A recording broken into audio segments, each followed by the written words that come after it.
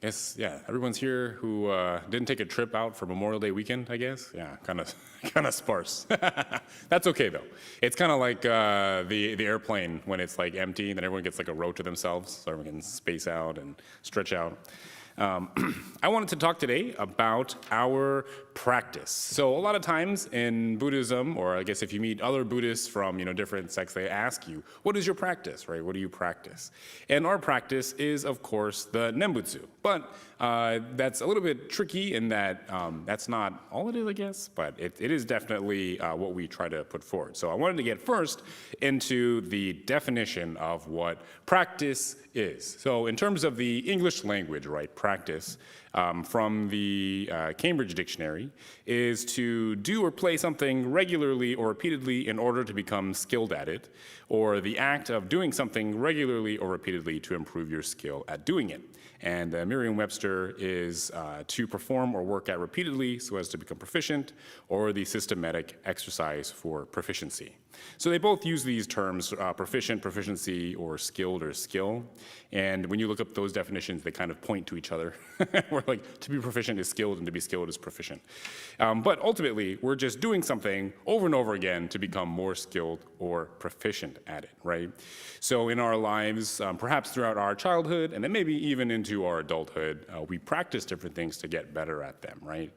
So some examples of that would be like piano, right? You practice piano, or practice perhaps another language, or you could practice something like tea ceremony, or a sport like basketball. So these are different things that we practice to try to get better at it.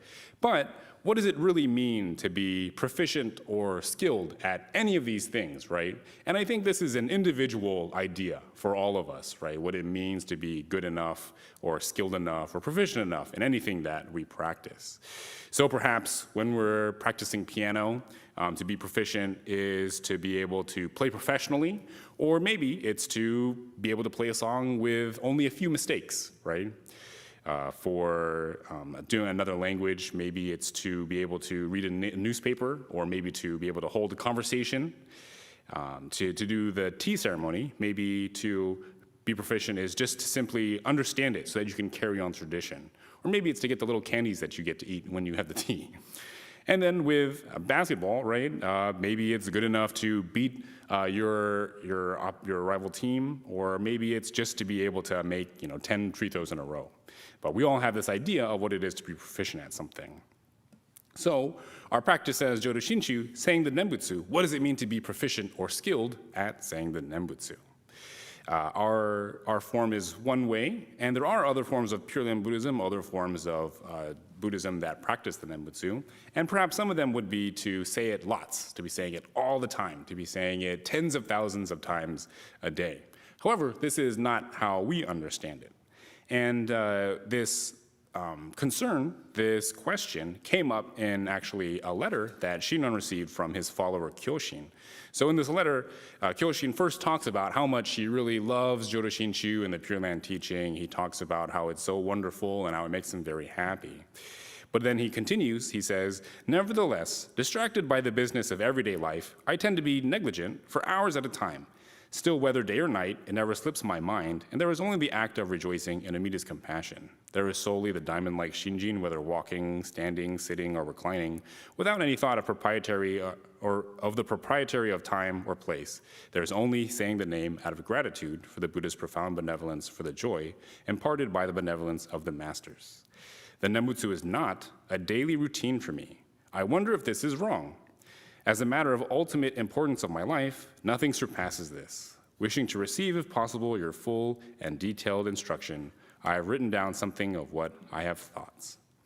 So Kyoshin is asking Shinran in his letter about him not saying the Nembutsu every day. And it's very important to him, and so he's asking this master for his response. The letter response is actually written by Neni, one of Shinran Shonin's disciples. And so he says, I conveyed the contents of your letter in detail to the Shonin, and he stated that it was altogether free from error. However, Concerning the statement, our attainment of birth is settled by saying the Nembutsu once, I realize this to be inconceivable working of the vow. He commented that though this appears to be correct, Nembutsu should not be limited to one utterance, and in the margin of your letter, he noted his own hand that the passage was faulty. So he's referencing an aspect of the letter where Kyoshin talks about saying the Nembutsu only once. And this comes from this passage within the sutras where Shinran quotes that the Buddha Tathagatas throughout the 10 quarters, countless as the sands of the Ganges, are one in praising the majestic power and the virtues, inconceivably profound of the Buddha of immeasurable life, which is Amida Buddha. All sentient beings, as they hear the name, realize even one thought moment of shinjin and joy, which is directed to them from Amida's sincere mind, and, aspiring to be born in that land, they then attain birth and dwell in the stage of non-retrogression. Further, the sutra states, the Buddha said to Maitreya, if there is a person who, having heard the name of that Buddha, leap and dance with joy and say it even once, know that they receive the great benefit that is, that they acquire the unexcelled virtues. So it's a little bit confusing because supposedly we're supposed to be saying the Nembutsu all the time. And so this is the thing that's concerning Kyoshin. However, he also references this idea that we only have to say it once, which is in the sutras, that if you only say it once, then that's enough. And so he's asking for this clarification. So Shinran, in his teachings, he responds to this question with this idea of even once, which in Japanese is naishi ichinen.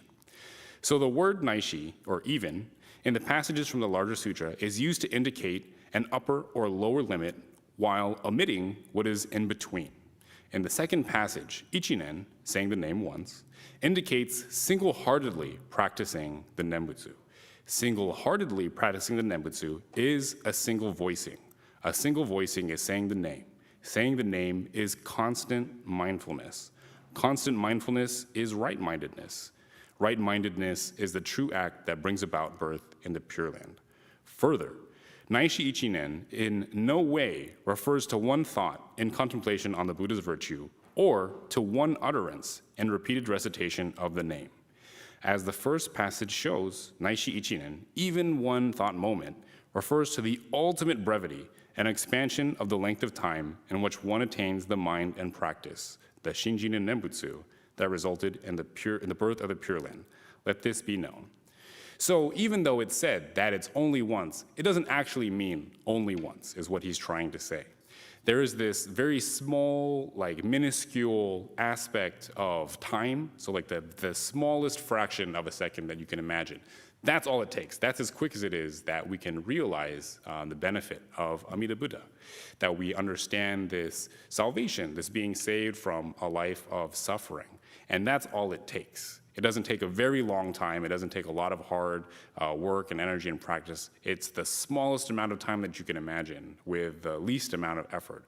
And that's all it takes. So that is the absolute lower limit, right? And the upper limit being that if we say the Nembutsu all the time, constantly throughout our life, millions of times, tens of millions of times, then that would also fall within this saying it all the time versus saying it only once. And all of us will fall somewhere in between this, right? Between one and a lot. Have I lost everybody yet? No, not yet? Okay, everybody's still with me, perfect. So, this idea of having the ultimate brevity of understanding, right? We say the Nembutsu once, we feel this joy, we feel this happiness. After we have that split second of realization, then after that, what does the Nembutsu become? So Shinran says that those who feel uncertain about birth should say the Nembutsu aspiring first for their own birth. Those who feel that their own birth is completely settled should, mindful of the Buddha's benevolence, hold the Nembutsu in their hearts and say it to respond in gratitude to that benevolence with the wish, may there be peace in the world and may the Buddha's teaching spread. So we say Nembutsu for ourselves, and we say it because we're concerned, because we're anxious, because we're suffering, because we want a better life. But once we have this realization that Amida is there for us, that infinite wisdom, compassion has been sustaining us, then we no longer have to worry about our own self. We don't have to worry about ourselves in the future, about what's going to happen. We're already going to be taken care of.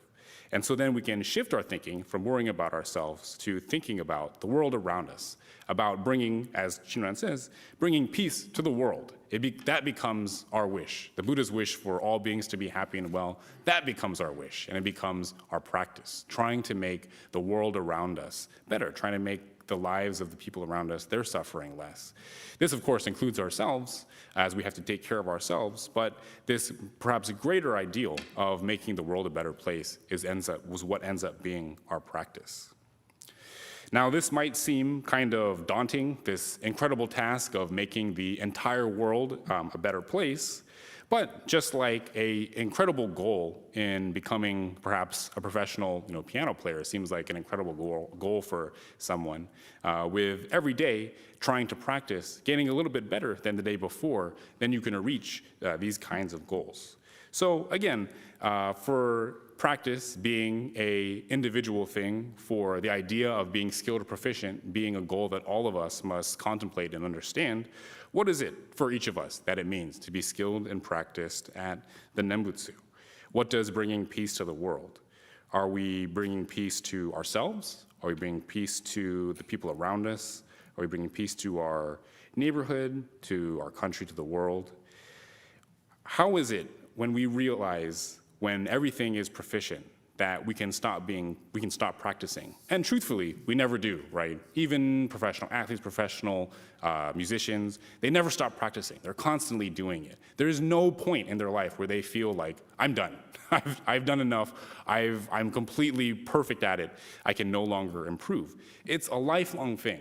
And so for us, that's what life of Nembutsu is a constant striving to reach that perfection of having peace in the entire world.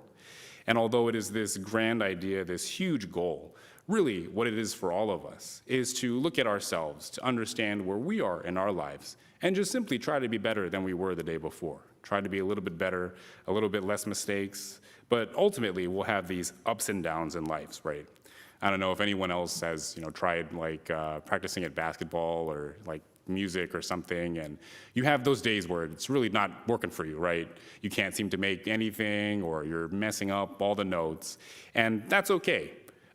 We need to adjust our goals for that day. Perhaps instead of making 10 in a row, we only make 2. Or instead of no mistakes, we only make a few mistakes. And in doing so, we set this realistic expectation for ourselves that makes it so that it's achievable. And then we can continue moving on in the next day, that it's a new day. So I hope with this everyone understands how our life of Nembutsu is a lifelong endeavor. It's something that we must undertake for the entirety of our lives. But when it comes down to it, really, it's a day-by-day thing that we can work on these small things in our lives to improve ourselves and the people around us. And in doing so, we respond to the benevolence of Amida Buddha, we respond to the infinite wisdom and compassion, and we fulfill this vow that Amida made before endless time. You please join me in Gasho. Namo Amida Butsu. Namo Amida Butsu. Namo Amida Butsu. Namo Amida Butsu.